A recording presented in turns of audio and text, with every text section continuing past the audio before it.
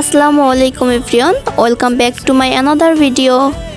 আমরা বাসবাড়িতে চলে গিয়েছিলাম। সেইখানে গিয়ে আমরা দেখতে পেলাম যেই লাল শাপলা বিলটা আমি আপনাদেরকে আগের ভিডিওতে দেখিয়েছি, প্রায় অনেক ভিডিওতেই দেখিয়েছিলাম এই লাল শাপলা বিলটা।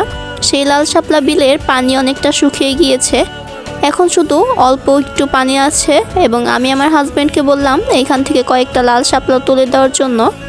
এরপর আমার হাজব্যান্ড পানিতে নেমে পড়ে আমার জন্য লাল শাপলা আনার জন্য। একটু সামনে যেতেই আমরা দেখতে পেলাম তার সামনে একদমই পানি ছিল না, একদমই কাদা হয়ে গিয়েছিল। এখানে অনেক লাল শাপলা ফুটেছিল, যেটা দেখতে বেশ সুন্দরই লাগছিল।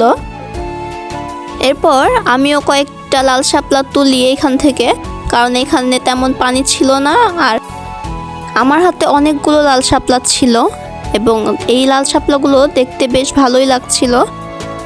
যেহেতু সময়টা বিকেল টাইম ছিল, যার কারণে লাল শাপলাগুলো ফুটেছিল না, কারণ আপনারা জানেন যে শাপলা ফুল শুধুমাত্র সকালেই ফুটে। যাই হোক, অনেকগুলোই ফুটেছিল, আবার অনেকগুলো জোবানো ছিল, দেখতে বেশ ভালোই লাগছিল। এরপর আমি দূরে দেখছিলাম অনেকে মাছ ধরছিল, যেহেতু পানি শুকিয়ে গিয়েছে একদমই, অনেক মাছ ছিল হয়তোবা, তারা মাছ ধরছিল। আজকে এই পর্যন্তই। সকলে ভালো থাকুন, সুস্থ থাকুন, আল্লাহ হাফেজ।